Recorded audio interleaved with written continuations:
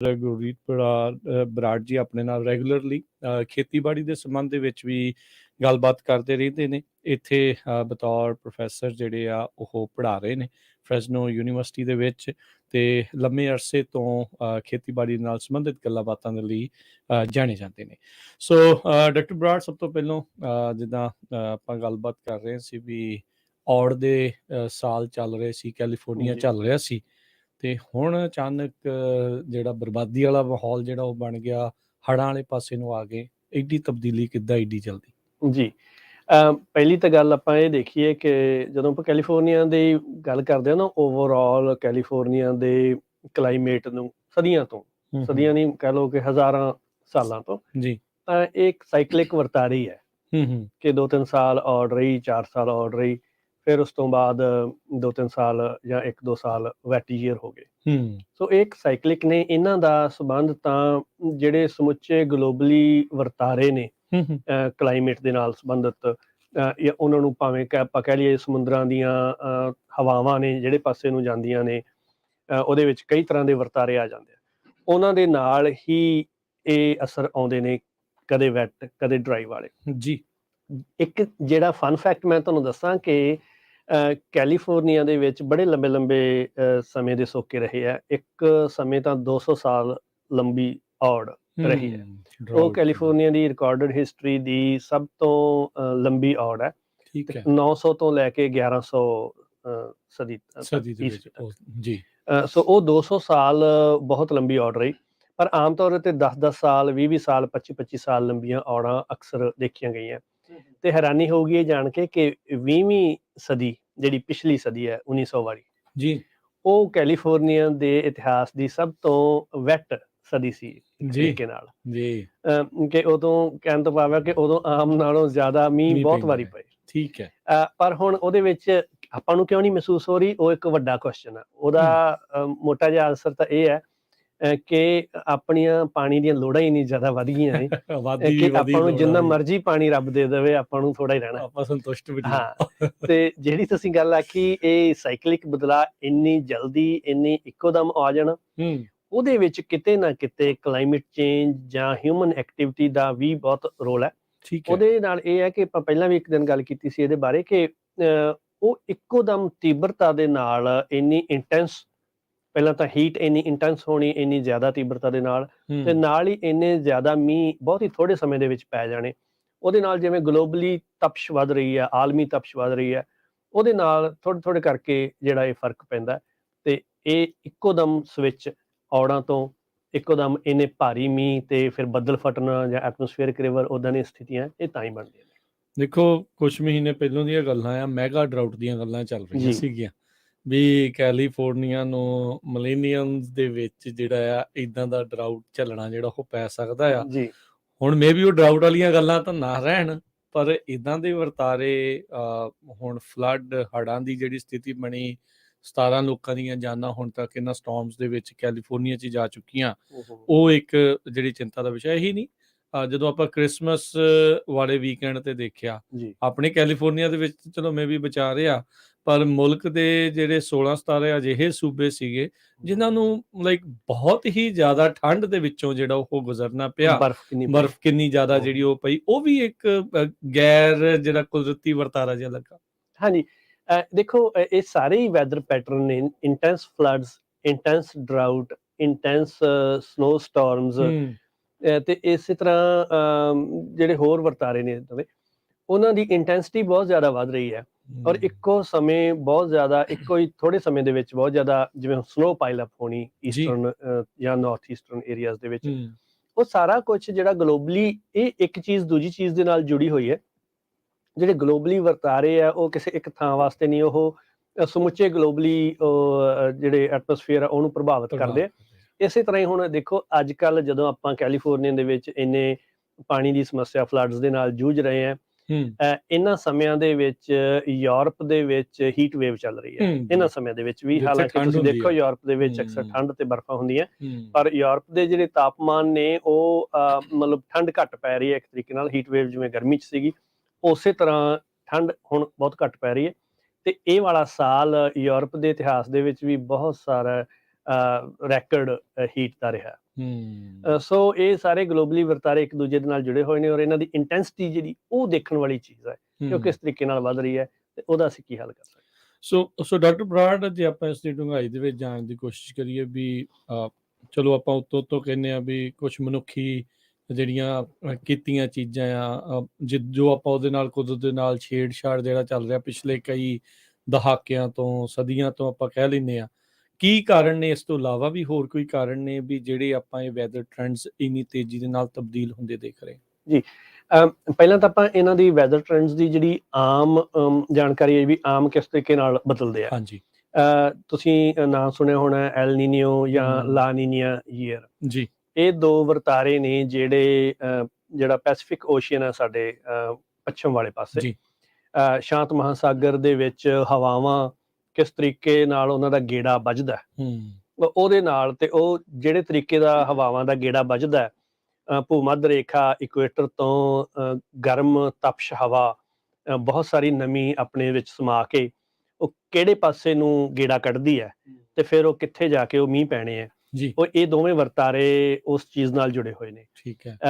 L ਨੀਨੀਓ year ਦੇ ਵਿੱਚ ਤਕਰੀਬਨ ਉੱਤਰ ਵਾਲਾ ਪਾਸਾ ਥੋੜਾ ਜਿਹਾ ਜ਼ਿਆਦਾ ਖੁਸ਼ਕ ਰਹਿੰਦਾ। ਲਾ ਨੀਨੀਆ ਈਅਰ ਦੇ ਵਿੱਚ ਇਹ ਹੈ ਕਿ ਲਾ ਨੀਨੀਆ ਦੇ ਵਿੱਚ ਉਹ ਹਵਾਵਾਂ ਜਾਂ ਕਹਿ ਲਓ ਕਿ ਪੈਸੀਫਿਕ ਓਸ਼ੀਅਨ ਦਾ ਈਸਟ ਵਾਲਾ ਹਿੱਸਾ ਜਿਹੜਾ ਅਮਰੀਕਾ ਦੇ ਨਾਲ ਲੱਗਦਾ ਉਹਦੇ ਵਿੱਚ ਸਮੁੰਦਰ ਦੀ ਹੇਠਲੀਆਂ ਤਹਿਾਂ ਦੇ ਵਿੱਚੋਂ ਬਹੁਤ ਠੰਡਾ ਪਾਣੀ ਉੱਪਰ ਨੂੰ ਆ ਜਾਂਦਾ। ਸੋ ਜਿਹਦੇ ਨਾਲ ਜਿਹੜੀ ਪੈਸੀਫਿਕ ਜੈਟ ਸਟਰੀਮ ਹੈ ਉਹ ਥੋੜੀ ਜਿਹੀ ਨਾਰਥਵਰਡ ਹੋ ਕੇ ਉੱਪਰੋਂ ਦੀ ਆਉਂਦੀ ਹੈ ਤੇ ਉਹ ਸਾਰੀਆਂ ਵਾਛੜ ਜਿਹੜੀ ਉਹ ਲੈ ਕੇ ਆਉਂਦੀ ਹੈ। ਸੋ ਇਹ ਦੋਵੇਂ ਵਰਤਾਰੇ 2-4 ਸਾਲਾਂ ਬਾਅਦ, ਜਿਵੇਂ ਜਿਹੜਾ ਲਾ ਨੀਨੀਆ ਉਹ 2-3 ਸਾਲ ਚੱਲਦਾ, ਐਲ ਨੀਨੀਓ ਉਹ ਸਾਲ ਕੀ ਚੱਲਦਾ, ਪਰ ਹਰ 3 ਤੋਂ 7 ਸਾਲਾਂ ਦੇ ਬਾਅਦ ਐਲ ਨੀਨੀਓ ਈਅਰ ਆਉਂਦਾ। ਸੋ ਉਹ ਤਾਂ ਇੱਕ ਬਦਲਵੇਂ ਕੁਦਰਤੀ ਵਰਤਾਰੇ ਨੇ, ਕਦੇ ਉਹ ਆ ਗਿਆ ਕਦੇ ਉਹ ਆ ਗਿਆ, ਕਦੇ ਕਦਾਈ ਨਿਊਟਰਲ ਈਅਰ ਵੀ ਹੁੰਦੇ ਆ ਕਿ ਉਹ ਵਰਤਾਰਾ ਕਿਸੇ ਸਾਲ ਕੁਝ ਵੀ ਨਹੀਂ ਵਾਪਰਿਆ ਔਰ ਇੱਕ ਨਾਰਮਲ ਨਿਊਟਰਲ ਈਅਰ ਹੈ। ਸੋ ਉਹ ਜਿਹੜੇ ਵਰਤਾਰੇ ਨੇ ਇਹ ਇੱਕ ਸਾਈਕਲਿਕ ਪੈਥ ਹੈ, ਉਹਨਾਂ ਦੇ ਨਾਲ ਇਹ ਮੀਂਹ ਪੈਂਦੇ ਨੇ। ਪਰ ਜਿਹੜੇ ਕਾਰਨ, ਜਿਹੜੇ ਹੁਣ ਇੰਟੈਂਸ ਕਾਰਨਾਂ ਦੀ ਗੱਲ ਕਰੀਏ, ਮੈਂ ਤੁਹਾਨੂੰ ਇੱਕ ਉਦਾਹਰਨ ਦਿੰਦਾ। ਹਾਂਜੀ, ਜਦੋਂ ਹਵਾ ਗਰਮ ਹੁੰਦੀ ਹੈ ਨਾ, ਇੱਕ ਆਮ ਹਵਾ ਦੇ ਨਾਲੋਂ ਗਰਮ ਹਵਾ ਦੀ ਪਾਣੀ ਸੋਖਣ ਦੀ ਸਮਰੱਥਾ ਕਾਫੀ ਜ਼ਿਆਦਾ ਹੁੰਦੀ ਹੈ। ਜੇ ਹਵਾ ਦਾ ਤਾਪਮਾਨ ਆਪਾਂ 1 ਡਿਗਰੀ ਸੈਲਸੀਅਸ ਵਧਾ ਦਿੰਦੇ ਆ ਤਾਂ ਉਹਦੀ ਪਾਣੀ ਸੋਖਣ ਦੀ ਸਮਰੱਥਾ 7% ਵੱਧ ਜਾਂਦੀ ਹੈ। ਠੀਕ ਹੈ ਜੀ। ਸੋ ਤੁਸੀਂ ਉਦਾਹਰਨ ਮੈਂ ਇਹ ਦੇਣਾ ਸੀ ਕਿ ਦੇਖੋ, ਆਪਾਂ ਘਰਾਂ ਦੇ ਵਿੱਚ ਆਪਣੇ ਵਾਲ ਸੁਕਾਉਣ ਵਾਸਤੇ ਹੇਅਰ ਡਰਾਇਰ ਵਰਤਦੇ ਆ, ਆਪਾਂ ਗਰਮ ਹਵਾ ਉਹ ਕਿਉਂ ਪਾਉਂਦੇ ਆ? ਕਿਉਂਕਿ ਉਹ ਗਰਮ ਹਵਾ ਵਾਲਾਂ ਦੇ ਵਿੱਚ ਨਮੀ ਸੋਖ ਕੇ ਆਪਣੇ ਵੱਲ ਨੂੰ ਖਿੱਚ ਲੈਂਦੀ ਹੈ ਤੇ ਸਾਡੇ ਵਾਲਾਂ ਨੂੰ ਸੁਕਾ ਦਿੰਦੀ ਹੈ। ਸੋ ਇਹੀ ਵਰਤਾਰਾ ਗਲੋਬਲੀ ਪੱਧਰ ਦੇ ਉੱਤੇ ਜਦੋਂ ਆਪਾਂ ਕਲਾਈਮੇਟ ਚੇਂਜ ਦੀ ਗੱਲ ਕਰਦੇ ਹਾਂ ਜਾਂ ਜਦੋਂ ਇੱਦਾਂ ਦੇ ਐਕਸੈਪਸ਼ਨਲ ਵਰਤਾਰਿਆਂ ਦੀ ਗੱਲ ਕਰਦੇ ਹਾਂ ਕਿ ਆਮ ਨਾਲੋਂ ਜ਼ਿਆਦਾ ਖੁਸ਼ਕੀ ਰਹੀ, ਆਮ ਨਾਲੋਂ ਜ਼ਿਆਦਾ ਔੜ ਰਹੀ, ਜਾਂ ਹਵਾਵਾਂ ਦੇ ਵਿੱਚ ਨਮੀ ਘੱਟ ਰਹੀ, ਐਤਕੀ ਯੂਰਪ ਦੀ ਗੱਲ ਕਰ ਲਈਏ ਜਾਂ ਕੈਲੀਫੋਰਨੀਆ ਦੀ ਗੱਲ ਕਰ ਲਈਏ, ਤਾਂ ਉਹਦੇ ਨਾਲ ਕੀ ਹੈ ਕਿ ਜਿਹੜੀਆਂ ਹੁਣ ਵੀ ਦੁਨੀਆ ਦੇ ਬਹੁਤ ਸਾਰੇ ਹਿੱਸੇ ਨੇ ਜਿਨ੍ਹਾਂ ਦੇ ਵਿੱਚ ਹਵਾਵਾਂ ਬਹੁਤ ਖੁਸ਼ਕ ਤੇ ਬਹੁਤ ਗਰਮ ਹੈ, ਲੈਂਡ ਮਾਸਸ ਬਹੁਤ ਗਰਮ ਨੇ, ਤਾਂ ਉਹਨਾਂ ਥਾਵਾਂ ਦੇ ਵਿੱਚ, ਸਮੁੰਦਰ ਦੇ ਵਿੱਚ ਵੀ ਬਹੁਤ ਥਾਵਾਂ ਦੇ ਉੱਤੇ ਤਪਸ਼ ਆਮ ਨਾਲੋਂ ਜ਼ਿਆਦਾ ਚੱਲ ਰਹੀ ਹੈ। ਸੋ ਉਹ ਸਾਰੀ ਦੀ ਸਾਰੀ ਹਵਾ ਜਿਹੜੀ ਕਿ 100 ਸਾਲ ਪਹਿਲਾਂ ਜਿੰਨੀ ਨਮੀ ਆਪਣੇ ਆਪ 'ਚ ਸਮਾਉਂਦੀ ਸੀ, ਹੁਣ ਕਿਤੇ ਜ਼ਿਆਦਾ ਨਮੀ ਆਪਣੇ ਆਪ ਦੇ ਵਿੱਚ ਸੋਖ ਲੈਂਦੀ ਹੈ। ਤੇ ਜਿਹੜੇ ਐਟਮੋਸਫੇਅਰ, ਇੱਕ ਰਿਵਰ ਦੀ ਆਪਾਂ ਗੱਲ ਕਰਦੇ ਹਾਂ ਕਿ ਬਹੁਤ ਸਾਰਾ ਪਾਣੀ ਇੱਕ ਰਿਵਰ ਵਾਂਗੂ, ਇੱਕ ਹਵਾਈ ਦਰਿਆ ਵਾਂਗੂ ਆ ਕੇ ਇੱਕਦਮ ਡਿੱਗ ਪੈਣਾ, ਉਹਨਾਂ ਦੀ ਤੀਬਰਤਾ ਵੀ ਇਸੇ ਕਰਕੇ ਵੱਧ ਜਾਂਦੀ ਹੈ ਕਿਉਂਕਿ ਉਹ ਹਵਾ ਦੇ ਵਿੱਚ ਪਾਣੀ ਹੀ ਇੰਨਾ ਜ਼ਿਆਦਾ ਸਮੋ ਜਾਂਦਾ ਕਿਉਂਕਿ ਕਿਤੇ ਨਾ ਕਿਤੇ ਜਿੱਥੇ ਵੀ ਡਿੱਗੂਗਾ ਲੱਗਦਾ ਵੀ ਜਿੱਦਾਂ ਬੱਦਲ ਫਟਿਆ ਹੀ ਹੁੰਦਾ ਆ, ਵੀ ਉਦਾਂ ਦਾ ਜਿਹੜਾ ਹੈ। ਸੋ ਇਹ ਇੱਕ ਜਿਹੜੀਆਂ ਬਹੁਤ ਸਾਰੀਆਂ ਜਿਹੜੀਆਂ ਟਰਮਸ ਆ ਉਹ ਕੁਛ ਨਵੀਆਂ ਨੇ, ਕੁਛ ਕੋਈ ਪਹਿਲੀ ਵਾਰੀ ਸੁਣ ਰਿਹਾ, ਜਿਹੜਾ ਕੋਈ ਲੇਟੈਸਟ ਆਇਆ ਹੋਊਗਾ ਉਹਨੇ ਮੇਬੀ ਸੁਣੀਆਂ ਜਾਂ ਨਹੀਂ ਸੁਣੀਆਂ। ਬੌਮ ਸਾਈਕਲੋਨ ਆਪਾਂ ਇੱਕ ਨਾਮ ਬਹੁਤ ਮੀਡੀਆ ਦੇ ਵਿੱਚ ਪਰਚਾ ਦਿੱਤਾ, ਫਿਰ ਐਟਮੋਸਫੇਰਿਕ ਰਿਵਰ ਜਿਹੜਾ ਆ, ਜੇ ਤੁਸੀਂ ਥੋੜਾ ਇਸ ਵਰਤਾਰੇ ਨੂੰ ਸਮਝਾਉਣ ਦੀ ਕੋਸ਼ਿਸ਼ ਕਰੋ ਵੀ ਕੀ, ਕਿਉਂ ਇਹ ਨਾਮ ਨੇ, ਕੀ ਇਸ ਦੇ ਪਿੱਛੇ ਕਾਰਨ? ਜੀ, ਐਟਮੋਸਫੇਰਿਕ ਰਿਵਰ ਤਾਂ ਇਹੀ ਹੈ ਕਿ ਦੇਖੋ, ਜਦੋਂ ਆਮ ਵਰਤਾਰਾ ਮੀਂਹ ਪੈਣ ਦਾ ਇਹ ਹੁੰਦਾ ਕਿ ਸਮੁੰਦਰ ਤੇ ਜਿੱਥੇ ਤਪਸ਼ ਪੈਂਦੀ ਹੈ ਉੱਥੋਂ ਪਾਣੀ ਭਾਫ ਬਣਦਾ, ਉਹ ਭਾਫ ਬਣ ਕੇ ਉੱਪਰਲੀਆਂ ਹਵਾ 'ਚ ਪਹੁੰਚਦਾ, ਉੱਪਰਲੀਆਂ ਹਵਾਵਾਂ ਦੇ ਵਿੱਚੋਂ ਉਹ ਬੱਦਲ ਬਣ ਜਾਂਦਾ ਤੇ ਉਹ ਬੱਦਲ ਇਨ ਬਿਨ ਤੁਰਦਾ ਕਿਸੇ ਇੱਕ ਥਾਂ ਤੋਂ ਦੂਜੀ ਥਾਂ ਤੇ। ਜਦੋਂ ਇੰਨੀ ਕੁ ਠੰਡ ਵਾਲੀ ਥਾਂ ਦੇ ਉੱਤੇ ਕਿਸੇ ਇਹੋ ਜਿਹੇ ਲੈਂਡ ਮਾਸ ਦੇ ਉੱਤੇ ਚਲਾ ਜਾਂਦਾ ਜਿੱਥੇ ਠੰਡ ਹੈ ਜਾਂ ਪ੍ਰੈਸ਼ਰ ਬਹੁਤ ਘੱਟ ਹੈ ਤੇ ਉਹ ਘੱਟ ਪ੍ਰੈਸ਼ਰ ਦੇ ਨਾਲ ਉਧਰ ਨੂੰ ਤੁਰ ਪੈਂਦਾ, ਤੇ ਉੱਥੇ ਫਿਰ ਮੀਂਹ ਮੀਂਹ ਪੈਂਦਾ ਇੱਕੋਦਮ ਪੈ ਜਾਂਦੇ ਆ। ਤੇ ਹੂੰ ਇਹ ਤਾਂ ਇੱਕ ਆਮ ਵਰਤਾਰਾ ਜਿਹੜਾ ਆਪਾਂ ਸਕੂਲਾਂ 'ਚ ਪੜ੍ਹਦੇ ਹੁੰਦੇ ਸੀ। ਜੀ ਹੁਣ ਇਹਦੇ ਵਿੱਚ ਇਹ ਸ਼ਾਮਲ ਕਰ ਲਈਏ ਕਿ ਜਿਹੜਾ ਐਟਮੋਸਫੇਅਰਿਕ ਰਿਵਰ ਹੈ ਹੂੰ ਉਹ ਹੈ ਤਾਂ ਉਸੇ ਤਰੀਕੇ ਦਾ, ਪਰ ਉਹਦੇ ਵਿੱਚ ਇੱਕ ਪਾਣੀ ਦੀ ਬੜੀ ਪਤਲੀ ਪਰ ਲੰਬੀ ਕਤਾਰ ਉਹ ਬਣ ਜਾਂਦੀ ਹੈ।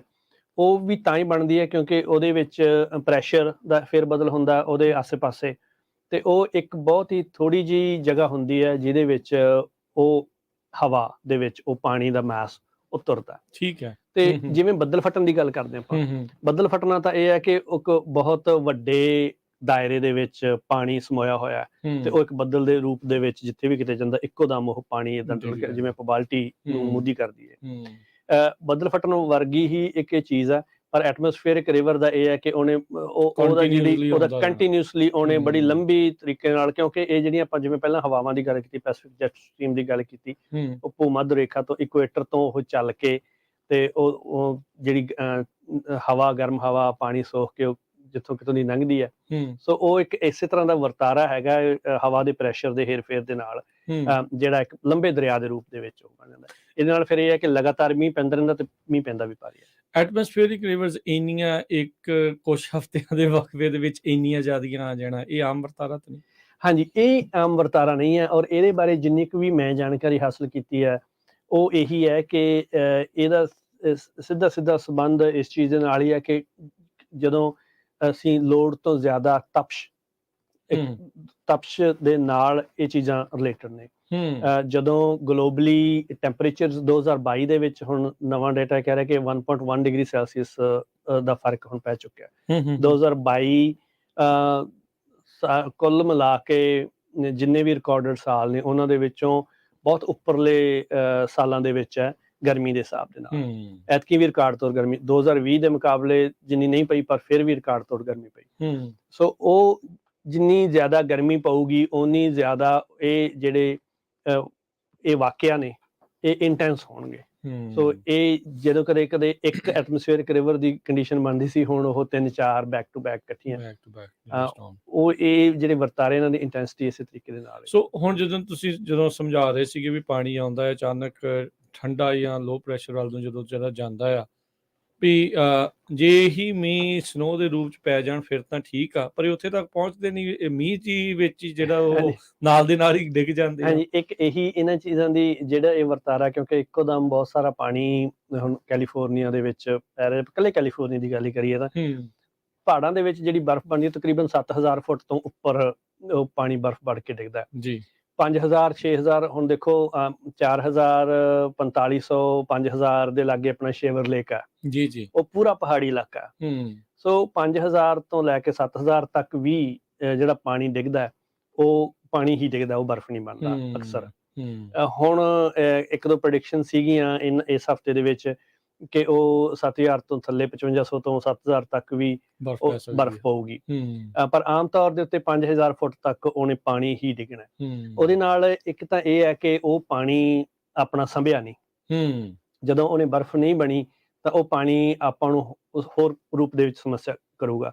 ਦੂਸਰਾ ਇਹ ਹੈ ਕਿ ਜਿੰਨੇ ਲੋਅਰ ਐਲੀਵੇਸ਼ਨਸ ਦੇ ਵਿੱਚ ਚਲੇ ਜਾਂਦੇ ਆ ਉਨੀ ਆਪਣੀ ਓਪਨ ਸਟਰੀਮਸ ਦੀ ਗਿਣਤੀ ਵੱਧ ਜਾਂਦੀ ਹੈ। ਓਪਨ ਸਟਰੀਮ ਦਾ ਮਤਲਬ ਹੈ ਕਿ ਜਿਨ੍ਹਾਂ ਸਟਰੀਮਸ ਦੇ ਉੱਤੇ ਜਾਂ ਜਿਨ੍ਹਾਂ ਜਿਹੜੀਆਂ ਖੱਡਾਂ ਨੇ, ਪਹਾੜੀ ਖੱਡਾਂ ਜਿਹਨਾਂ ਉੱਤੇ ਡੈਮ ਨਹੀਂ ਬਣਾਏ ਹੋਏ, ਜਿਹਨਾਂ ਉੱਤੇ ਰੈਜ਼ਰਵਾਇਰ ਨਹੀਂ ਬਣੇ ਹੋਏ, ਉਹ ਜਿਵੇਂ ਲੋਅਰ ਐਲੀਵੇਸ਼ਨ ਤੇ ਆਈ ਜਾਂਦੇ ਉਹ ਸਾਰੀਆਂ ਓਪਨ ਸਟਰੀਮਸ ਨੇ ਜਿਨ੍ਹਾਂ ਦਾ ਪਾਣੀ ਖੁੱਲਾ ਛੱਡ ਕੇ ਤੇ ਉਹ ਚਲਾ ਜਾਣਾ ਦਰਿਆਵਾਂ ਦੇ ਵਿੱਚ ਜਾਂ ਨਿੱਕੀਆਂ ਚੋਆਂ ਦੇ ਵਿੱਚ। ਇਹਦੇ ਨਾਲ ਹੀ ਇੱਕ ਚੀਜ਼ ਹੋਰ ਜਿਹੜਾ ਵੱਖਰਾ ਫਰਕ ਇਹ ਪੈ ਜਾਂਦਾ ਕਿ 3 ਸਾਲ ਔੜ ਰਹੀ ਤਾਂ 3 ਸਾਲ ਜਿਹੜੀ ਵੈਜੀਟੇਸ਼ਨ ਹੈ ਨੀਮ ਪਹਾੜੀ ਇਲਾਕਿਆਂ 'ਚ ਜਾਂ ਮੈਦਾਨਾਂ ਦੇ ਵਿੱਚ ਵੀ ਜਿਹੜੀ ਰੈਜ਼ੀਡੈਂਟ ਵੈਜੀਟੇਸ਼ਨ ਹੋਣੀ ਸੀ, ਕੁਦਰਤੀ ਤੌਰ ਦੇ ਉੱਤੇ ਜੰਗਲ ਬੂਟ ਉਗਣੇ ਸੀ, ਉਹ ਬਹੁਤ ਘਟ ਗਏ 3 ਸਾਲ ਲਗਾਤਾਰ ਔੜ ਰਹਿਣ ਦੇ ਨਾਲ। ਮਿੱਟੀ ਦੇ ਵਿੱਚੋਂ ਜੜ੍ਹਾਂ ਵੀ ਬਹੁਤ ਸਾਰੀਆਂ ਖਤਮ ਹੋ ਗਈਆਂ। ਮਿੱਟੀ ਦੇ ਵਿੱਚ ਜੜ੍ਹਾਂ ਦਾ ਕੰਮ ਹੁੰਦਾ ਮਿੱਟੀ ਨੂੰ ਬੰਨ੍ਹ ਕੇ ਰੱਖਣਾ, ਤੇ ਉਤਲੀ ਵੈਜੀਟੇਸ਼ਨ ਸਮੇਤ ਉਹਨਾਂ ਜੜ੍ਹਾਂ ਨੇ ਜਿਹੜਾ ਵੀ ਪਾਣੀ ਆਉਂਦਾ ਆਸੇ ਪਾਸੇ ਤੋਂ ਉਹਨਾਂ ਨੂੰ ਬੰਨ੍ਹ ਕੇ ਹੇਠਾਂ ਨੂੰ ਸੋਖਣ 'ਚ ਮਦਦ ਕਰਨੀ ਹੁੰਦੀ ਹੈ। ਜਦੋਂ ਇੰਨੀ ਲੰਬੀ ਔੜ ਦੇ ਨਾਲ ਉਹ ਸਾਰੀ ਬਨਸਪਤੀ, ਉਹ ਸਾਰੀ ਵੈਜੀਟੇਸ਼ਨ ਨਹੀਂ ਰਹੀ ਤਾਂ ਉਹ ਪਾਣੀ ਕਿੱਥੇ ਜਾਊਗਾ? ਉਹ ਪਾਣੀ ਨਾਲ ਦੀ ਨਾਲ ਹੇਠਾਂ ਨੂੰ ਵਹਿ ਕੇ ਜਿਵੇਂ ਹੇਠਾਂ ਨੂੰ ਜਾਊਗਾ ਉਵੇਂ ਉਹਦੀ ਗਤੀ ਵੀ ਵਧੂਗੀ, ਤੇ ਇਰੋਜਨ ਵੀ ਨਾਲੇ ਨਾਲ ਉਹ ਪਾਣੀ ਹੋਊਗੀ। ਇਰੋਜਨ ਵੀ ਹੋਊਗਾ ਤੇ ਉਹ ਹੂੰ। ਪਾਣੀ ਬਹੁਤ ਤੇਜ਼ ਗਤੀ ਦੇ ਨਾਲ ਫਿਰ ਫਲੱਡ ਦਾ ਹੜ੍ਹਾਂ ਦਾ ਰੂਪ ਧਾਰਨ ਦੇਖੋ ਕਰ ਕਿੰਨੀਆਂ ਚੀਜ਼ਾਂ ਹੋ ਰਹੀਆਂ, ਵਾਈਲਡ ਫਾਇਰ, ਜੀ। ਔੜਾਂ, ਇਹ ਸਾਰੀਆਂ ਚੀਜ਼ਾਂ ਜਿਨ੍ਹਾਂ ਨੇ ਬੰਨ੍ਹ ਕੇ ਰੱਖਣਾ ਸੀਗਾ ਮਿੱਟੀ ਹਾਂਜੀ ਨੂੰ ਤੇ ਉਹ ਪਹਾੜਾਂ ਦੇ ਉੱਤੇ, ਤੇ ਉਹ ਖਿਸਕਦੇ ਤਾਂ ਹੀ ਜਾਂਦੇ, ਤਾਂ ਹੀ ਆਪਾਂ ਦੇਖਦੇ ਹਾਂ ਵੀ ਇੰਨੇ ਮੱਡ ਸਲਾਈਡ, ਹਾਂਜੀ ਲੈਂਡ ਸਲਾਈਡਸ, ਉਹ ਸਾਰਾ ਕੁਛ ਜਿਹੜੇ ਉਹ ਹੋ ਰਹੇ ਆ। ਜੀ ਦਰਿਆਵਾਂ ਦੀ ਗਤੀ ਤਾਂ ਇੰਨੀ ਤੇਜ਼ ਆ ਵੀ ਬੰਦਾ ਦੇਖ ਕੇ ਡਰ ਲੱਗਦਾ ਆ ਵੀ ਹਾਂਜੀ ਪਾਣੀ ਦੀ ਗਤੀ ਬਹੁਤ ਜ਼ਿਆਦਾ ਆ। ਮਿੱਟੀ ਵਾਲਾ ਹੀ ਪਾਣੀ ਜਿਹੜਾ ਆਪਾਂ ਦੇਖਦੇ ਆ ਵੀ ਜੀ ਉਸ ਦੇ ਵਿੱਚੋਂ ਜਿਹੜਾ ਉਹ ਲੰਘ ਰਿਹਾ ਹੁੰਦਾ ਆ। ਫਿਰ ਇੱਥੇ ਗੱਲ ਆ ਜਾਂਦੀ ਆ, ਡਾਕਟਰ ਬਰਾੜ ਤੁਸੀਂ ਵੀ ਕਿਹਾ ਵੀ ਪਾਣੀ ਜਿਹੜਾ ਉਹ ਜਿਹੜੇ ਨੀਮ ਪਹਾੜੀ ਇਲਾਕਿਆਂ 'ਚ ਆ ਉਹ ਤਾਂ ਰੁੜ ਗਿਆ, ਚਲਾ ਗਿਆ। ਫਿਰ ਵਾਟਰ ਮੈਨੇਜਮੈਂਟ ਦੀ ਜਿਹੜੀ ਉਹ ਗੱਲ ਆ ਜਾਂਦੀ ਆ। ਹਾਂ ਇਸ ਤੋਂ ਪਹਿਲਾਂ ਵਾਟਰ ਮੈਨੇਜਮੈਂਟ ਦੀ ਗੱਲ ਕਰੀਏ ਆਪਾਂ, ਜੇ ਕੈਲੀਫੋਰਨੀਆ ਦੇ ਕੁਝ ਵਾਟਰ ਇਨਫਰਾਸਟ੍ਰਕਚਰ ਨੂੰ ਸਮਝਣ ਦੀ ਕੋਸ਼ਿਸ਼ ਕਰੀਏ, ਇੱਥੇ ਦਾ ਇਨਫਰਾਸਟ੍ਰਕਚਰ ਹੈ ਕਿੱਦਾਂ ਦਾ? ਇੱਥੇ ਆਪਾਂ ਬਹੁਤ ਹੌਲਾ ਪੋਲੀਟੀਕਲੀ ਵੀ ਉੱਦਾਂ ਵੀ ਜਿਹੜਾ ਉਹ ਬਹੁਤ ਸੁਣਦੇ ਰਹਿੰਦੇ ਆ। ਹੂੰ ਉੱਦਾਂ ਬਾਕੀਆਂ ਦੇ ਮੁਕਾਬਲੇ ਕੈਲੀਫੋਰਨੀਆ ਦਾ ਵਾਟਰ ਇਨਫਰਾਸਟ੍ਰਕਚਰ ਕਿੱਦਾਂ ਦਾ ਹੈ? ਹਾਂਜੀ ਤੁਹਾਡੀ ਗੱਲ ਬਿਲਕੁਲ ਠੀਕ ਹੈ ਕਿ ਇਹ ਬਹੁਤ ਤਕੜਾ ਪੋਲੀਟੀਕਲ ਇਸ਼ੂ ਹੈ ਕੈਲੀਫੋਰਨੀਆ ਦੇ ਵਿੱਚ ਪਾਣੀ ਦੀ ਮੈਨੇਜਮੈਂਟ। ਹੂੰ। ਤੇ ਆਪਾਂ ਨੂੰ ਉਹ ਤਾਂ ਲੱਗਦਾ ਕਿਉਂਕਿ ਕੈਲੀਫੋਰਨੀਆ ਦੇ ਵਿੱਚ ਆਪਾਂ ਬਹੁਤ ਸਾਰੀਆਂ ਤਰ੍ਹਾਂ ਇਹੋ ਜਿਹੀਆਂ ਨੇ ਜਿਨ੍ਹਾਂ ਨੂੰ ਪਾਣੀ ਦੀ ਲੋੜ ਹੈ। ਫਾਰਮਰਸ ਹੈ, এনवायरमेंट ਵੀ ਹੈ। ਕੈਲੀਫੋਰਨੀਆ ਦੀ ਆਬਾਦੀ 40 ਮਿਲੀਅਨ ਤੋਂ ਟੱਪ ਗਈ ਹੈ, ਉਹਨਾਂ ਨੂੰ ਵੀ ਪਾਣੀ ਚਾਹੀਦਾ ਹੈ। ਸੋ ਉਹਨਾਂ ਸਾਰੀਆਂ ਧਿਰਾਂ ਦੀਆਂ ਲੋੜਾਂ ਦੀ ਪੂਰਤੀ ਕਰਨ ਵਾਸਤੇ ਇੰਨਾ ਜ਼ਿਆਦਾ ਪਾਣੀ ਸਟੇਟ ਆਫ ਕੈਲੀਫੋਰਨੀਆ ਕੋਲੇ ਹਾਲੇ ਨਹੀਂ ਹੈ, ਜਾਂ ਜਿੰਨਾ ਵੀ ਇਨਫਰਾਸਟ੍ਰਕਚਰ ਹੈਗਾ ਉਹ ਹਾਲੇ ਕਾਫੀ ਨਹੀਂ ਹੈ। ਇਸੇ ਕਰਕੇ ਹੀ ਇਹ ਸਾਰੀ ਪੋਲੀਟੀਕਲ ਡਿਬੇਟ ਚੱਲਦੀ ਹੈ। ਪਰ ਮੈਂ ਇਹਦੇ ਵਿੱਚ ਦੱਸ ਦਿਆਂ ਕਿ ਸਾਡਾ ਕੈਲੀਫੋਰਨੀਆ ਦੇ ਵਿੱਚ ਵਾਟਰ ਮੈਨੇਜਮੈਂਟ ਦਾ ਇਨਫਰਾਸਟ੍ਰਕਚਰ ਮੇਰੇ ਖਿਆਲ ਦੇ ਵਿੱਚ ਦੁਨੀਆ ਦੇ ਵਿੱਚ ਕਿਤੇ ਵੀ ਇਹੋ ਜਿਹੀ ਕੋਈ ਇਦਾਂ ਦੀ ਜਗ੍ਹਾ, ਇੱਕ ਸਟੇਟ ਜਾਂ ਸੂਬਾ ਇਹੋ ਜਿਹਾ ਨਹੀਂ ਹੋਣਾ ਜਿੱਥੇ ਇੰਨਾ ਤਕੜਾ ਇਨਫਰਾਸਟ੍ਰਕਚਰ, ਇੰਨੀ ਤਕੜੀ ਇੰਜੀਨੀਅਰਿੰਗ ਲੱਗੀ ਹੋਵੇ। ਠੀਕ ਹੈ। ਕੈਲੀਫੋਰਨੀਆ ਦੇ ਵਿੱਚ ਛੋਟੇ ਵੱਡੇ ਮਿਲਾ ਕੇ ਕੁੱਲ 1400 ਡੈਮ ਨੇ। ਠੀਕ ਹੈ। ਤੇ ਸਾਡਾ ਵਾਟਰ ਦਾ ਇਨਫਰਾਸਟ੍ਰਕਚਰ ਫੈਡਰਲ ਵਾਟਰ ਪ੍ਰੋਜੈਕਟ ਹੈ, ਸੈਂਟਰਲ ਵੈਲੀ ਪ੍ਰੋਜੈਕਟ ਹੈ। ਪਾਣੀ ਨੂੰ ਇੱਕ ਥਾਂ ਤੋਂ ਦੂਜੀ ਥਾਂ ਨੂੰ ਮੂਵ ਕਰਨਾ, ਜਿੰਨੀਆਂ ਸਾਡੀਆਂ ਨਹਿਰਾਂ ਨੇ, ਜਿੰਨੇ ਦਰਿਆਵਾਂ ਦਾ ਪਾਣੀ ਅਸੀਂ ਇੱਕ ਥਾਂ ਤੋਂ ਦੂਜੀ ਥਾਂ ਤੇ ਲਿਜਾ ਸਕਦੇ ਹਾਂ। ਔਰ ਬਹੁਤ ਸਾਰੇ ਮੈਨ ਮੇਡ ਪ੍ਰੋਜੈਕਟਸ ਨੇ, ਜਿਵੇਂ ਡੈਲਟਾ ਦੇ ਵਿੱਚ ਆਪਾਂ ਪਾਣੀ ਨੀਚੋਂ ਚੁੱਕ ਕੇ ਉੱਪਰ ਕਾਫੀ ਲੈ ਕੇ ਜਾਂਦੇ ਹਾਂ। ਬਹੁਤ ਸਾਰੇ ਮੈਨ ਮੇਡ ਇਦਾਂ ਦੇ ਪ੍ਰੋਜੈਕਟ ਨੇ ਜਿਹੜੇ ਅਸੀਂ ਇੰਜੀਨੀਅਰਿੰਗ ਦੇ ਬਲਬੂਤੇ ਬਣਾਏ ਨੇ ਕੈਲੀਫੋਰਨੀਆ ਦੇ ਵਿੱਚ। ਪਰ ਜਿਹੜੀ ਸਾਡੀ ਸਭ ਤੋਂ ਵੱਡੀ ਚੈਲੰਜ ਇਹ ਹੈ ਕਿ ਇੰਨਾ ਜ਼ਿਆਦਾ ਪਾਣੀ ਇੱਕੋ ਸਮੇਂ ਡਿੱਗ ਪੈਣਾ, ਤਕਰੀਬਨ 1-2 ਹਫ਼ਤੇ ਦੇ ਵਕਫੇ ਦੇ ਵਿੱਚ ਇੰਨਾ ਜ਼ਿਆਦਾ ਪਾਣੀ ਜਿਹੜਾ ਕਿ ਸਾਂਭਿਆ ਹੀ ਨਹੀਂ ਜਾ ਸਕਦਾ। ਉਹਦੇ ਵਿੱਚ ਇੱਕ ਇਹ ਗੱਲ ਹੈ ਕਿ ਸਾਡੇ 3 ਤਰੀਕੇ ਨੇ ਪਾਣੀ ਨੂੰ ਸਾਂਭਣ ਦੇ। ਪਹਿਲਾ ਤਰੀਕਾ ਤਾਂ ਹੋ ਗਿਆ ਪਹਾੜਾਂ ਦੇ ਉੱਤੇ ਪੈਂਦੀ ਬਰਫ਼, ਜਿਹੜੀ ਕਿ ਕੁਦਰਤ ਨੇ ਹੀ ਪਾਉਣੀ ਹੈ ਤੇ ਕੁਦਰਤ ਨੇ ਹੀ ਸਾਂਭਣੀ ਹੈ ਜਦੋਂ ਤੱਕ ਅਪ੍ਰੈਲ ਮਹੀਨਾ ਜਾਂ ਗਰਮੀ ਨਹੀਂ ਆਉਂਦੀ। ਦੂਜਾ ਤਰੀਕਾ ਹੈਗਾ ਮੈਨ ਮੇਡ ਰੈਜ਼ਰਵੋਇਰ। ਸਾਡੇ ਡੈਮ ਕਾਫੀ ਨੇ ਪਰ ਹਾਲੇ ਵੀ ਸਾਡੀ ਰੈਜ਼ਰਵੋਇਰ ਕੈਪੈਸਿਟੀ ਉਨੀ ਨਹੀਂ ਹੈ ਜਿੰਨੀ ਹੋ ਸਕਦੀ ਹੈ। ਉਹਦੇ ਵਿੱਚ ਬਹੁਤ ਸਾਰੀਆਂ ਅੜਚਨਾਂ ਨੇ। ਉਸ এনवायरमेंटਲ ਵਾਲੇ ਪਾਸੇ ਵੀ ਦੇਖਣਾ ਹੈ ਕਿ ਕਿੰਨਾ ਪਾਣੀ ਉਧਰ ਲੋੜੀਂਦਾ, ਉਹਦੇ ਉੱਤੇ ਬਹੁਤ ਸਾਰੀ ਬਹਿਸ ਹੋਣੀ ਚਾਹੀਦੀ ਹੈ। ਔਰ ਜਿੱਥੇ ਵੀ ਕਿਤੇ ਗੁੰਜਾਇਸ਼ ਹੈ, ਇਨਫਰਾਸਟ੍ਰਕਚਰ ਪੁਰਾਣੇ ਨੂੰ ਇੰਪਰੂਵ ਕੀਤਾ ਜਾਣਾ ਚਾਹੀਦਾ ਤੇ ਨਵਾਂ ਵੀ ਬਣਨਾ ਚਾਹੀਦਾ। ਜਿਹੜੀ ਤੀਜੀ ਚੀਜ਼ ਹੈ ਪਾਣੀ ਨੂੰ ਸਾਂਭਣ ਵਾਸਤੇ, ਉਹ ਬਹੁਤ ਹੀ ਇੰਪੋਰਟੈਂਟ ਹੈ, ਜਿਹਦੇ ਉੱਤੇ ਕੰਮ ਬਹੁਤ ਘੱਟ ਕੀਤਾ ਜਾ ਰਿਹਾ ਜਾਂ ਕੀਤਾ ਜਾਣਾ ਚਾਹੀਦਾ, ਉਹ ਹੈ ਗਰਾਊਂਡ ਵਾਟਰ ਦੇ ਵਿੱਚ ਪਾਣੀ ਨੂੰ ਜੀਰ ਕੇ ਦੁਬਾਰਾ ਅੰਡਰਗਰਾਊਂਡ ਦੇ ਐਕੂਫਰ ਭਰਨੇ। ਕਿਉਂਕਿ ਪਿਛਲੇ ਸਾਲਾਂ ਦੇ ਵਿੱਚ ਔੜ ਦੇ ਨਾਲ ਅਸੀਂ ਗਰਾਊਂਡ ਵਾਟਰ ਪੰਪਿੰਗ ਇੰਨੀ ਜ਼ਿਆਦਾ ਕੀਤੀ ਹੈ, ਸਾਡੀ ਰਿਚਾਰਜ ਦੀ ਸਮਰੱਥਾ ਬਹੁਤ ਘੱਟ ਰਹੀ ਹੈ ਕਿਉਂਕਿ ਮੀਂਹ ਨਹੀਂ ਪਏ ਜਾਂ ਬਰਫ਼ ਨਹੀਂ ਇੰਨੀ ਪਈ। ਸੋ ਹੁਣ ਜਿਹੜਾ ਇੰਨਾ ਮੀਂਹ ਦਾ ਪਾਣੀ ਪੈਂਦਾ ਉਹਨੂੰ ਨੀਚੇ ਸਾਂਭਣ ਦੇ ਲਈ ਐਫਰਟ ਹੋ ਰਹੇ ਨੇ, ਪਰ ਉਹਦੇ ਉੱਤੇ ਬਹੁਤ ਜ਼ਿਆਦਾ ਗੰਭੀਰਤਾ ਨਾਲ ਸੋਚਣ ਦੀ ਲੋੜ ਹੈ, ਕਿਉਂਕਿ ਉਹ ਇੱਕ ਇਹੋ ਜਿਹਾ ਰਿਸੋਰਸ ਹੈ ਜਿਹੜਾ ਅਸੀਂ ਆਪਣੇ ਯਤਨ ਕਰਕੇ ਬਹੁਤ ਸਾਰਾ ਵਧਾ ਸਕਦੇ ਹਾਂ। ਉਹਦੇ ਵਿੱਚ ਸਭ ਤੋਂ ਵੱਡੀ ਮੁਸ਼ਕਿਲ, ਜਿਵੇਂ ਮੈਂ ਪਹਿਲਾਂ ਦੱਸਿਆ, ਕਿ ਪਾਣੀ ਇੱਕਦਮ ਵਗ ਜਾਣਾ, ਵੈਜੀਟੇਸ਼ਨ ਦੀ ਕਮੀ ਹੈ, ਮਿੱਟੀਆਂ ਸੈਚੂਰੇਟ ਹੋ ਜਾਂਦੀਆਂ। ਲਗਾਤਾਰ ਹਫ਼ਤਾ ਮੀਂਹ ਪਵੇ ਤਾਂ ਆਮ ਤੌਰ ਦੇ ਉੱਤੇ ਮਿੱਟੀ ਦਾ ਸਾਰੀ ਸੈਚੂਰੇਟ ਹੋ ਗਈ, ਪਾਣੀ ਨਾਲ ਭਰ ਗਈ। 100% ਹਾਂ, ਤੇ ਉਹ ਫਿਰ ਜਿਹੜਾ ਵਾਧੂ ਪਾਣੀ ਹੈ ਉਹਨੇ ਵਗਣਾ ਹੀ ਹੈ। ਪਰ ਉਸ ਵਾਧੂ ਪਾਣੀ ਨੂੰ ਬੰਨ੍ਹ ਕੇ ਈਵਨ ਯੂਨੀਵਰਸਿਟੀਜ਼ ਵੀ ਸਟੱਡੀਜ਼ ਕਰ ਰਹੀਆਂ ਨੇ ਕਿ ਬਾਗਾਂ ਦੇ ਵਿੱਚ ਵੀ ਛੱਡਿਆ ਜਾਵੇ ਜਾਂ ਹੋਰ ਖੁੱਲ੍ਹੇ ਖੇਤਾਂ ਦੇ ਵਿੱਚ ਛੱਡਿਆ ਜਾਵੇ ਤਾਂ ਕੀ ਉਹਦਾ ਨੁਕਸਾਨ ਹੋ ਸਕਦਾ ਜਾਂ ਕੀ ਨਹੀਂ।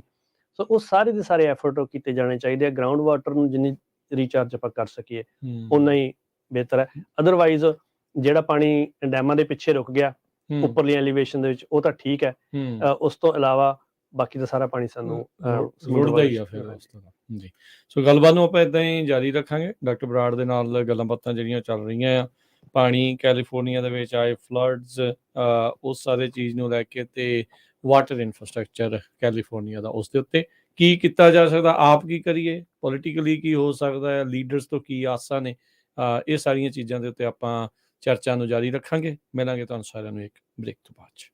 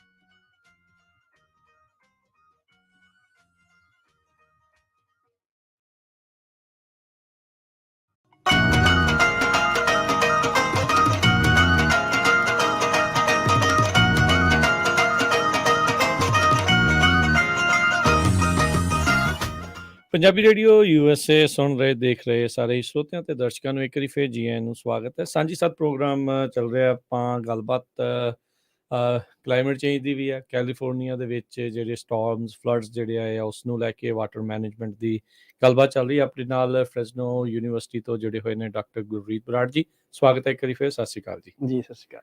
ਸੋ ਡਾਕਟਰ ਬਰਾੜ ਜੀ, ਆਪਾਂ ਇਸ ਤੋਂ ਪਹਿਲਾਂ ਗੱਲਬਾਤ ਕਰ ਰਹੇ ਸੀ ਵਾਟਰ ਮੈਨੇਜਮੈਂਟ ਨੂੰ ਲੈ ਕੇ, ਵਾਟਰ ਇਨਫਰਾਸਟ੍ਰਕਚਰ ਨੂੰ। ਹੁਣ ਜਿੱਦਾਂ ਤੁਸੀਂ ਦੱਸ ਰਹੇ ਆ ਵੀ ਕੈਲੀਫੋਰਨੀਆ 'ਚ 1400 ਡੈਮਸ ਆ। ਮੈਂ ਵੀ ਅੱਜ ਪਹਿਲੀ ਦੀ ਜਿਹੜਾ ਇਹ ਸੁਣਿਆ, ਮੇਰੇ ਵਾਂਗੂ ਹੋਰ ਵੀ ਬਹੁਤ ਸਾਰੇ ਸਰੋਤੇ ਦਰਸ਼ਕ ਅਜਿਹੇ ਹੋਣਗੇ ਜਿਨ੍ਹਾਂ ਨੂੰ ਇਹ ਪਤਾ ਲੱਗਾ ਹੋਊਗਾ, ਕਿਉਂਕਿ ਨਹੀਂ ਤਾਂ ਫਰਾਇੰਟ, ਔਰੋਵਿਲ ਇੱਦਾਂ ਦੇ ਵੱਡੇ ਵੱਡੇ ਡੈਮਾਂ ਦੇ ਨਾਮ ਜਿਹੜੇ ਉਹ ਪਤਾ ਹਰ ਇੱਕ ਡੈਮ 'ਚ ਬਿਜਲੀ ਬਣਾਉਣ ਦੀ ਸਮਰੱਥਾ ਨਹੀਂ ਹੁੰਦੀ। ਇਹ ਵੀ ਆਪਾਂ ਜਿਹੜਾ ਉਹ ਜਿਹੜਾ ਕਲੀਅਰ ਕਰ ਦਈਏ, ਕਈਆਂ ਦਾ ਸਿਰਫ ਕੰਮ ਪਾਣੀ ਬੰਨਣ ਦਾ ਹੀ ਜਿਹੜਾ ਉਹ ਸਿਰਫ ਹੁੰਦਾ ਆ। ਸੋ ਜਦੋਂ ਆਪਾਂ ਹੁਣ ਗੱਲ ਕਰ ਰਹੇ ਸੀ ਵੀ ਪਾਣੀ ਫਿਰ ਵੀ ਕਿੰਨਾ ਹੀ ਜ਼ਿਆਦਾ ਵਗ ਜਾਂਦਾ ਜਿਹੜਾ ਨੀਮ ਪਹਾੜੀ ਇਲਾਕਿਆਂ ਦੇ ਵਿੱਚ ਆਉਂਦਾ ਆ। ਸੋ ਤੁਹਾਡੇ ਹਿਸਾਬ ਦੇ ਨਾਲ ਕਿਹੜੇ ਅਜਿਹੇ ਇਲਾਕੇ ਹੈਗੇ ਆ ਜਿੱਥੇ ਇੱਦਾਂ ਦੇ ਵਾਟਰ ਸਟੋਰੇਜ ਜਿਹੜੇ ਪਲਾਂਟਸ ਆ ਉਹ ਲੱਗ ਸਕਦੇ ਆ? ਲੋਕਾਂ ਦੀ ਵੀ ਮੰਗ ਆ। ਹੁਣ ਤਾਂ ਮੈਂ ਕੱਲ ਪਰਸੋਂ ਦੇਖ ਰਿਹਾ ਸੀ, ਦੋ ਜਿਹੜੇ ਦੋਨੋਂ ਹੀ ਪਾਸੋਂ ਪੋਲੀਟੀਕਲ ਲੀਡਰਸ ਨੇ ਵਾਟਰ ਮੈਨੇਜਮੈਂਟ ਨੂੰ ਲੈ ਕੇ ਕੁਝ ਬਿੱਲ ਇੰਟਰੋਡਿਊਸ ਕਰਨ ਜਾ ਰਹੇ ਆ। ਸੋ ਤੁਹਾਨੂੰ ਕੀ ਲੱਗਦਾ ਵੀ ਉਹ ਕਿਹੜੇ ਇਲਾਕੇ ਹੋ ਸਕਦੇ ਜਿੱਥੇ ਆਪਾਂ ਇਦਾਂ ਦਾ ਪਾਣੀ ਉਹਨੂੰ ਰੋਕ ਕੇ ਬੰਨ ਕੇ ਰੱਖ ਸਕਦੇ ਹਾਂ? ਪਹਿਲਾਂ ਤੁਸੀਂ ਡੈਮਾਂ ਦੀ ਗੱਲ ਕੀਤੀ ਤਾਂ ਆਪਾਂ ਇਹ ਦੇਖ ਲਈਏ ਕਿ ਮੈਂ ਲੇਟੈਸਟ ਡੇਟਾ ਪਿਛਲੇ 3-4 ਦਿਨਾਂ ਤੋਂ ਤਾਂ ਲਗਾਤਾਰ ਹੀ ਦੇਖਦਾ ਆ ਰਿਹਾ ਜੀ ਕਿ ਰੈਜ਼ਰਵਾਇਰ ਲੈਵਲਸ ਕਿੰਨੇ ਭਰੇ ਆ, ਐਵਰੇਜ ਦਾ ਕਿੰਨਾ ਤੇ ਟੋਟਲ ਦਾ ਕਿੰਨਾ ਹੈ।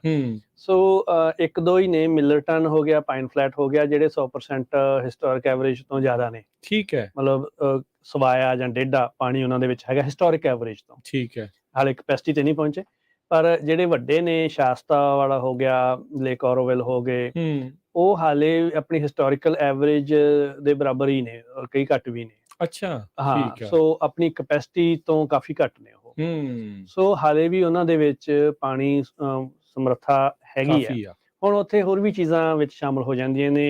ਇੱਕ ਇਨਫਰਾਸਟ੍ਰਕਚਰ ਇਸ਼ੂ ਵੀ ਹੈ ਕਿ ਉਹ ਕਿੰਨਾ ਕੁ ਪੁਰਾਣਾ ਇਨਫਰਾਸਟ੍ਰਕਚਰ ਹੈਗਾ, ਉੱਥੇ ਕਿੰਨਾ ਕੁ ਪਾਣੀ ਜਮ੍ਹਾਂ ਹੋ ਸਕਦਾ ਹੈ, ਬਜਾਏ ਇਸ ਦੇ ਕਿ ਉਹ ਕਿਸੇ ਇੰਨੇ ਜ਼ਿਆਦਾ ਬੋਝ ਦੇ ਨਾਲ ਉਹ ਡੈਮ ਟੁੱਟ ਜਾਵੇ। ਉਹ ਇੰਜੀਨੀਅਰਸ ਨੂੰ ਇਹ ਫੈਸਲਾ ਲੈਣਾ ਪੈਂਦਾ ਕਿ ਅਸੀਂ ਸਪਿਲਵੇ ਰਾਹੀਂ ਪਾਣੀ ਛੱਡੀਏ। ਸੋ ਇਦਾਂ ਦੀਆਂ ਸਿਚੁਏਸ਼ਨਸ ਵੀ ਬਣ ਜਾਂਦੀਆਂ ਨੇ ਕਿ ਇੰਨਾ ਜ਼ਿਆਦਾ ਮੀਂਹ ਪੈ ਰਿਹਾ, ਪਾਣੀ ਨੂੰ ਸਟੋਰ ਕਰਨ ਦੀ ਗੱਲ ਹੋ ਰਹੀ ਹੈ, ਹੜ੍ਹ ਆ ਰਹੇ ਨੇ, ਪਰ ਉਹਦੇ ਬਾਵਜੂਦ ਵੀ ਕਿਸੇ ਨਾ ਕਿਸੇ ਡੈਮ ਦੇ ਵਿੱਚੋਂ ਸਪਿਲਵੇ 'ਚ ਪਾਣੀ ਛੱਡਣਾ ਪੈ ਜਾਂਦਾ। ਸੋ ਉਹ ਕੈਲੀਫੋਰਨੀਆ ਦੇ ਵਿੱਚ ਬਹੁਤ ਸਾਰੇ ਮਹਿਕਮੇ ਨੇ ਜਿਹੜੇ ਪਾਣੀ ਨੂੰ ਮੈਨੇਜ ਕਰਨ ਦੇ ਵਿੱਚ ਲੱਗੇ ਹੋਏ ਨੇ। ਉਹਨਾਂ ਦੇ ਸਾਇੰਟਿਸਟ ਨੇ, ਇੰਜੀਨੀਅਰਸ ਨੇ, ਕਾਬਲ ਬੰਦੇ ਨੇ। ਉਹ ਹਰ ਚੀਜ਼ ਦੇ ਉੱਤੇ ਪੈਰ ਦੀ ਨਿਗਾਹ ਰੱਖੀ ਜਾ ਰਹੀ ਹੈ।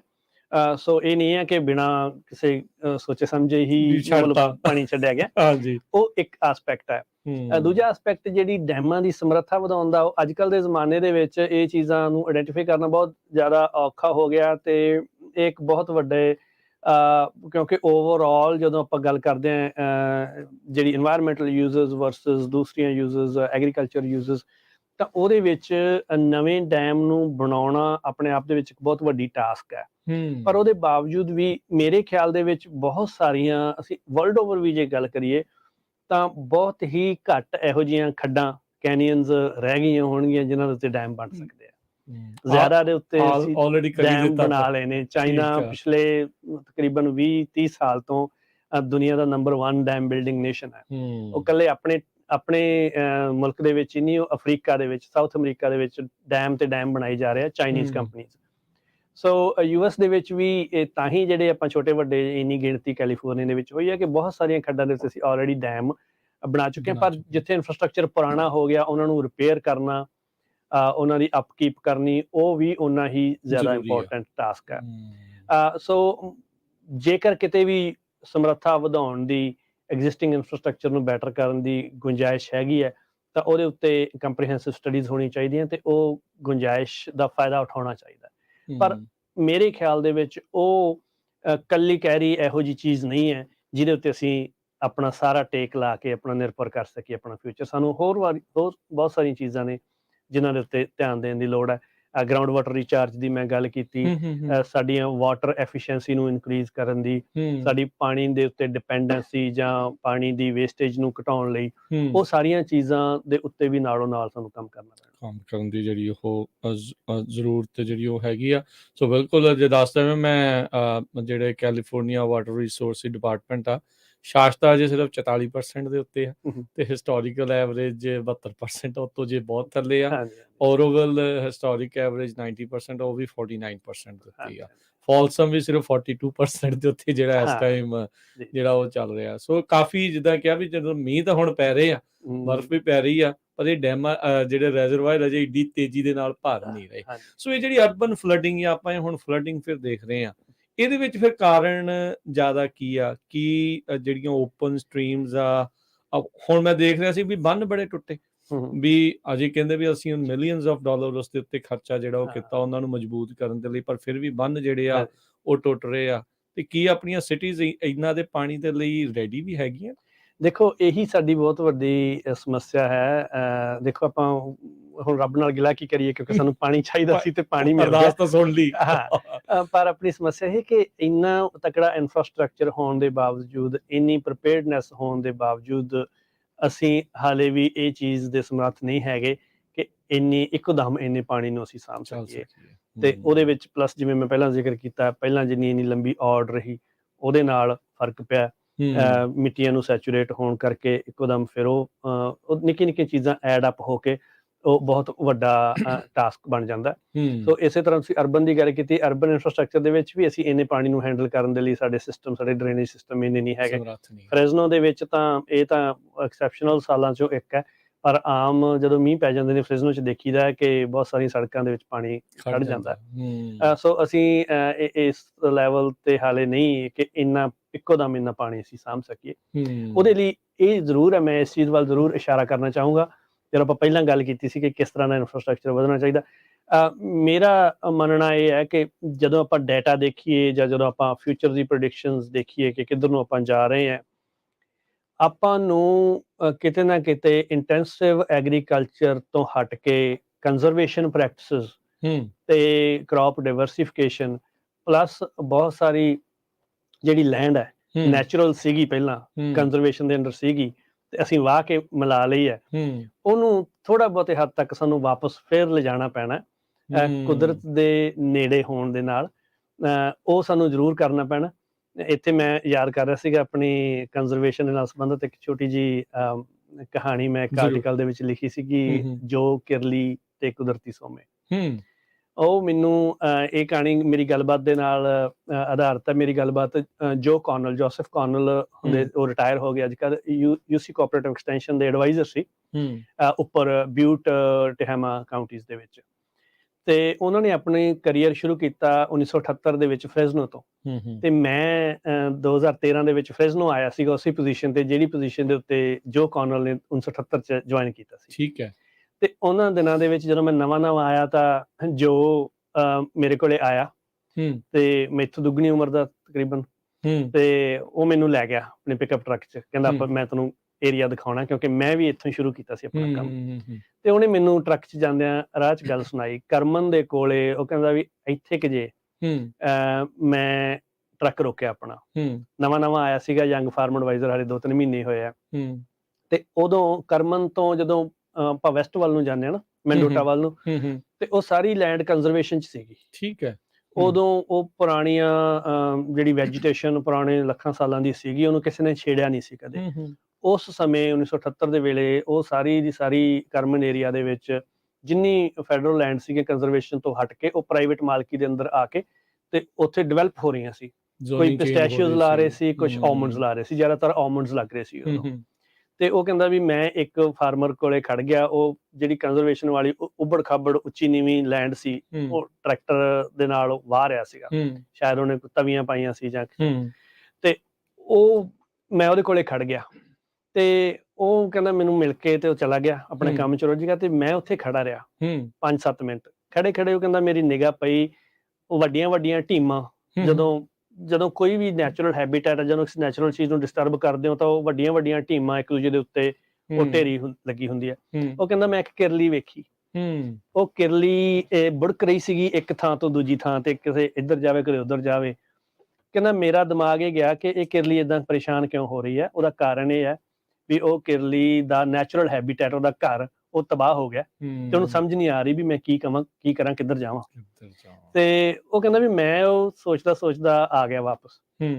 ਪਰ ਉਹ ਕਹਿੰਦਾ ਮੇਰੇ ਕਿਰਲੀ ਦਿਮਾਗ ਚੋਂ ਨਹੀਂ ਨਿਕਲੀ। ਹੂੰ ਤੇ ਉਸ ਤੋਂ ਬਾਅਦ ਉਹਨੇ ਜਿਹੜੀ ਮੈਂ ਗੱਲ ਮੈਨੂੰ ਅਖੀਰ ਦੇ ਵਿੱਚ ਆਖੀ, ਉਹ ਮੈਨੂੰ ਵੀ ਹਿੱਟ ਕੀਤੀ। ਉਹ ਕਹਿੰਦਾ ਵੀ 30 ਸਾਲ ਹੂੰ ਤੋਂ ਬਾਅਦ ਮੈਂ ਖੋਜ ਕੀਤੀ, ਹੂੰ 30-35 ਸਾਲ ਯੂਨੀਵਰਸਿਟੀ ਆਫ ਕੈਲੀਫੋਰਨੀਆ ਦੇ ਵਿੱਚ ਖੋਜ ਕਰਨ ਤੋਂ ਬਾਅਦ ਮੈਂ ਇਸ ਸਿੱਟੇ ਤੇ ਪਹੁੰਚਿਆ ਕਿ ਅਖੀਰ ਨੂੰ ਜਿੱਤ ਕਿਰਲੀ ਤੇ ਉਸਦੇ ਸਾਥੀਆਂ ਦੀ ਹੋਣੀ ਹੈ। ਹੂੰ ਅਖੀਰ ਨੂੰ ਉਹਨਾਂ ਨੇ ਹੱਸਣਾ ਹੈ ਉਹ ਕਿੱਦਾਂ? ਤੇ ਜਿਵੇਂ ਅਸੀਂ ਕਿਰਲੀ ਦਾ ਹੈਬਿਟੈਟ ਢਾਇਆ, ਹੂੰ ਕਿਰਲੀ ਨੇ ਤਾਂ ਹਜ਼ਾਰਾਂ ਸਾਲਾਂ ਬਾਅਦ ਇੱਥੇ ਹੀ ਰਹਿਣਾ। ਹੂੰ ਉਹ ਕਹਿੰਦਾ ਵੀ ਸਾਡਾ ਨਹੀਂ ਪਤਾ ਵੀ ਅਸੀਂ ਰਹੀਏ ਕਿ ਨਾ ਰਹੀਏ। ਸੋ ਕਹਿਣ ਤੋਂ ਭਾਵ ਇਹ ਹੈ ਕਿ ਉਹ ਜਿਹੜੀਆਂ ਚੀਜ਼ਾਂ ਨੇ ਉਹ ਕੁਦਰਤੀ ਵਰਤਾਰੇ ਨੇ ਜਾਂ ਉਹ ਕੁਦਰਤੀ ਕੰਜ਼ਰਵੇਸ਼ਨ ਏਰੀਆਜ਼ ਨੇ ਜਾਂ ਲੈਂਡਸ ਨੇ, ਉਹ ਆਪਣੇ ਆਪ ਦੇ ਵਿੱਚ ਇਦਾਂ ਦੇ ਸੋਮੇ ਨੇ ਜਿਹਦੇ ਵਿੱਚ ਰੱਖਾਂ ਜਾਂ ਛੰਭਾਂ ਪੈਦਾ ਹੁੰਦੀਆਂ, ਪੰਛੀਆਂ ਦੀਆਂ ਪ੍ਰਜਾਤੀਆਂ ਆਉਂਦੀਆਂ।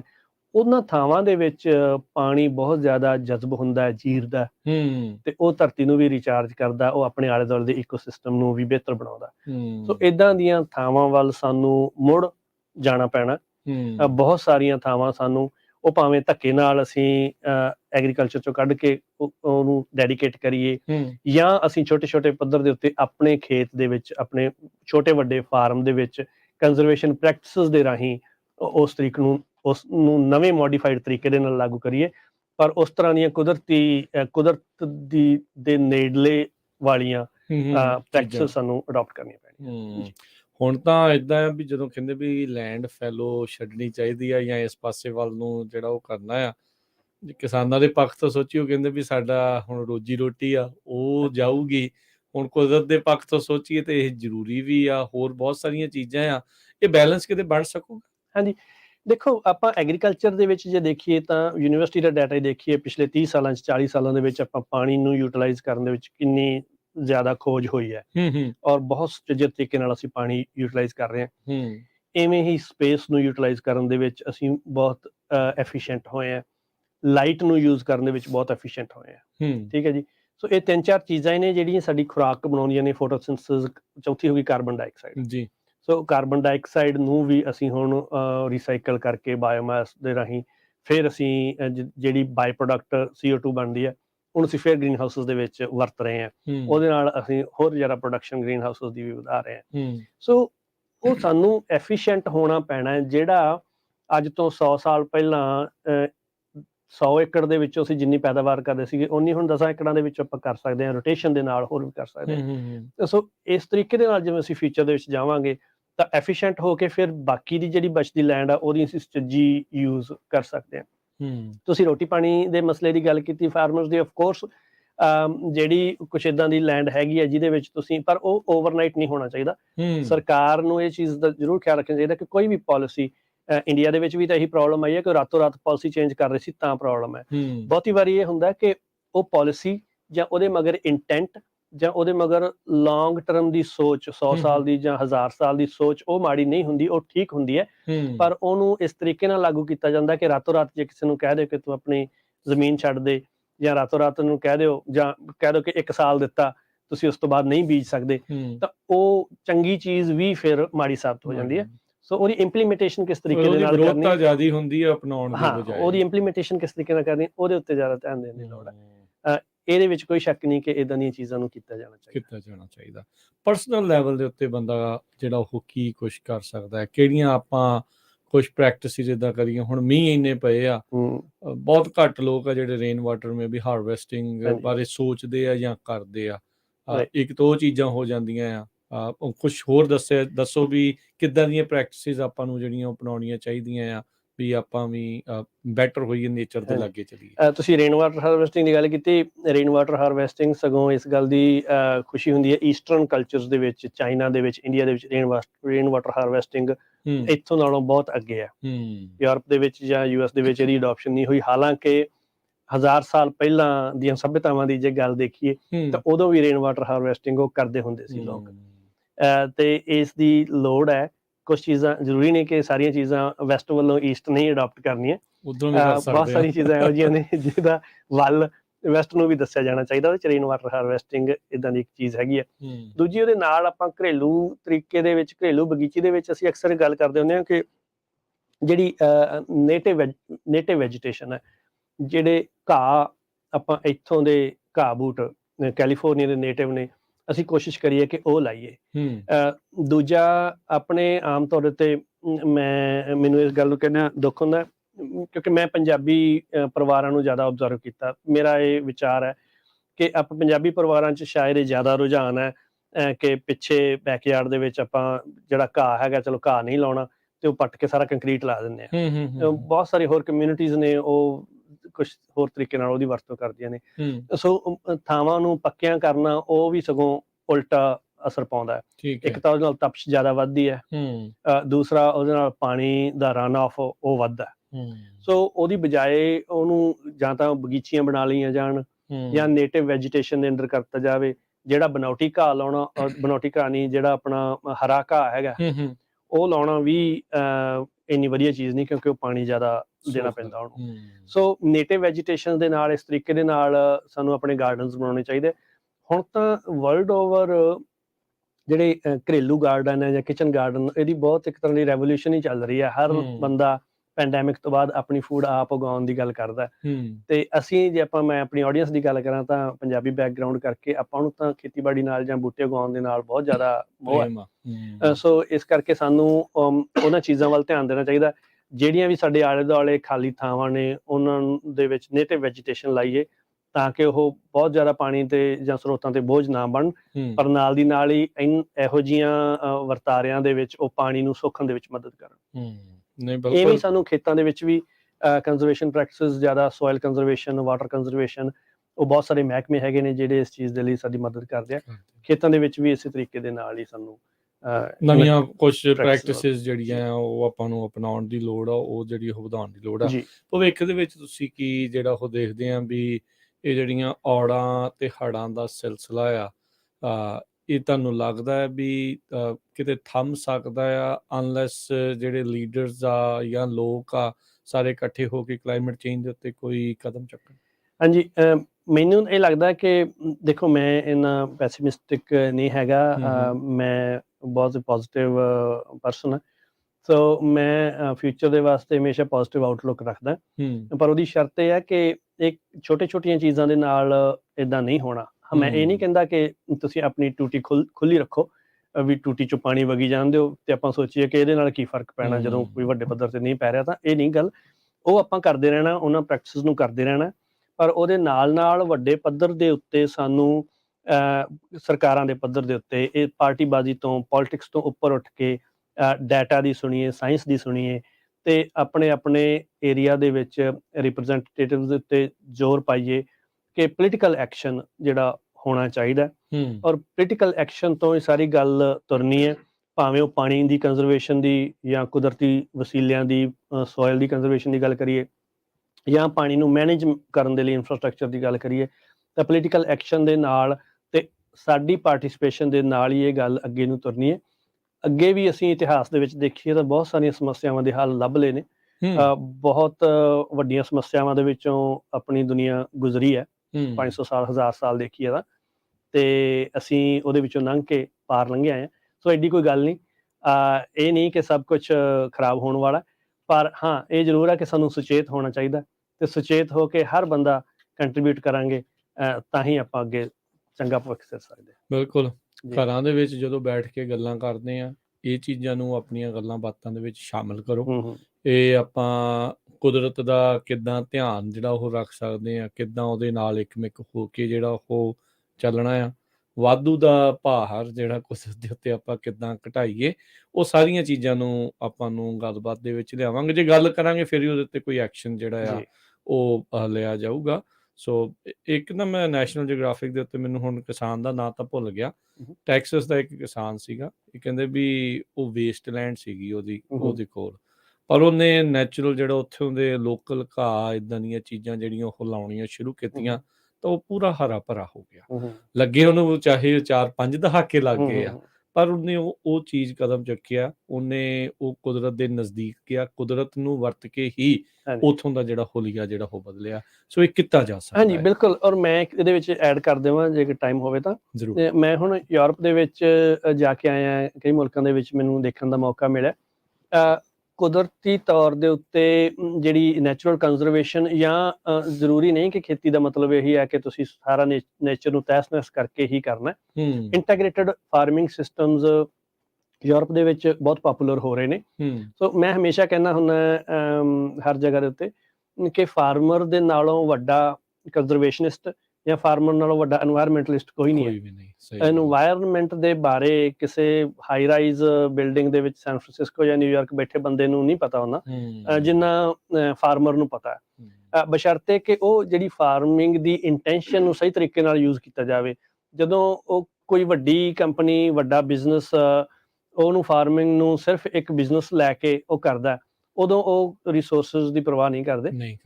ਪਰ ਛੋਟਾ ਫਾਰਮਰ, ਲਘੂ ਫਾਰਮਰ ਜਾਂ ਫੈਮਿਲੀ ਫਾਰਮਰ ਉਹ ਜੇ ਸਹੀ ਤਰੀਕੇ ਦੇ ਨਾਲ ਚੱਲੇ ਔਰ ਉਹਨੂੰ ਸਹੀ ਤਰੀਕੇ ਨਾਲ ਸਪੋਰਟ ਕੀਤੀ ਜਾਵੇ ਇਹਨਾਂ ਸਾਰੀਆਂ ਪ੍ਰੈਕਟਿਸਿਸ ਦੇ ਵਾਸਤੇ, ਤਾਂ ਉਹਨਾਂ ਫਾਰਮਿੰਗ ਪ੍ਰੈਕਟਿਸਿਸ ਦੇ ਜਾਂ ਉਹਨਾਂ ਫਾਰਮਿੰਗ ਐਂਟੀਟੀਜ਼ ਦੇ ਜ਼ਰੀਏ ਅਸੀਂ ਬਹੁਤ ਵੱਡਾ ਬਦਲਾਅ ਲਿਆ ਸਕਦੇ ਹਾਂ। ਸਬਰ ਰੱਖਣਾ ਪੈਣਾ ਹੈ, ਸੰਤੁਸ਼ਟੀ ਜਿਹੜੀ ਉਹ ਬੰਦੇ ਨੂੰ ਲਿਆਉਣੀ ਪੈਣੀ ਆ। ਦੇਖੋ ਕਮਾਈਆਂ ਤਾਂ ਚੱਲੀ ਜਾਣੀਆਂ, ਉਹ ਤਾਂ ਸਾਰਾ ਕੁਛ ਨਾਲ ਹੀ ਆ, ਪਰ ਆਪਾਂ ਕੋਸ਼ਿਸ਼ ਕਰੀਏ ਵੀ ਭਾਈ ਆਪਣੀਆਂ ਆਉਣ ਵਾਲੀਆਂ ਜਿਹੜੀਆਂ ਨਸਲਾਂ ਆ ਉਹਨਾਂ ਨੂੰ ਵੀ ਇਹ ਸਾਰਾ ਕੁਝ ਦੇਖਣ ਦਾ ਮੌਕਾ ਜਿਹੜਾ ਉਹ ਮਿਲੇ। ਸੋ ਜ਼ਰੂਰ ਉੱਦਾਂ ਦੇ ਕਦਮ ਚੱਕਦੇ ਰਹਿਣਾ ਚਾਹੀਦਾ। ਡਾਕਟਰ ਬਰਾੜ, ਬਹੁਤ ਧੰਨਵਾਦ। ਮਿਲਦੇ ਹਾਂ ਜੀ ਫਿਰ ਅਗਲੀ ਵਾਰ। ਮਿਹਰਬਾਨੀ, ਧੰਨਵਾਦ ਜੀ। ਸ਼ੁਕਰੀਆ, ਸਤਿ ਸ਼੍ਰੀ ਅਕਾਲ। ਸੋ ਇਹ ਸਨ ਡਾਕਟਰ ਗੁਰਪ੍ਰੀਤ ਬਰਾੜ, ਜਿਨ੍ਹਾਂ ਦੇ ਨਾਲ ਆਪਾਂ ਚਰਚਾ ਕਰ ਰਹੇ ਸੀਗੇ ਕੈਲੀਫੋਰਨੀਆ ਦੇ ਵਿੱਚ ਜਿਹੜੇ ਵੈਦਰ ਟ੍ਰੈਂਡਸ, ਕਲਾਈਮੇਟ ਚੇਂਜ ਦੇ ਨਾਲ ਕੀ ਸਿੱਟੇ, ਕੀ ਨਤੀਜੇ ਆ, ਕੀ ਵਾਟਰ ਮੈਨੇਜਮੈਂਟ ਸਿਸਟਮ ਆ ਕੈਲੀਫੋਰਨੀਆ ਦਾ, ਉਸ ਦੇ ਉੱਤੇ ਗੱਲਾਂ ਕੀਤੀਆਂ। ਕੀ ਆਪਾਂ ਆਪਣੇ ਪੱਧਰ ਦੇ ਉੱਤੇ ਕਰ ਸਕਦੇ ਤੇ ਕੀ ਆਪਾਂ ਦੂਜਿਆਂ ਤੋਂ ਉਮੀਦਾਂ ਜਿਹੜੀਆਂ ਉਹ ਰੱਖ ਸਕਦੇ। ਸੋ ਉਸ ਉੱਤੇ ਆਪਾਂ ਚਰਚਾ ਕੀਤੀ ਪਾਣੀ ਨੂੰ ਲੈ ਕੇ, ਤੇ ਆਉਣ ਵਾਲੇ ਸਮੇਂ 'ਚ ਫਿਰ ਇੱਦਾਂ ਸਾਂਝੀ ਸਾਥ ਪ੍ਰੋਗਰਾਮ ਦੇ ਵਿੱਚ ਹੋਰ ਵੀ ਮਾਹਰਾਂ ਦੇ ਨਾਲ ਤੁਹਾਡੀ ਗੱਲਬਾਤ ਜਿਹੜੀ ਉਹ ਆਪਾਂ ਕਰਾਉਂਦੇ ਰਵਾਂਗੇ।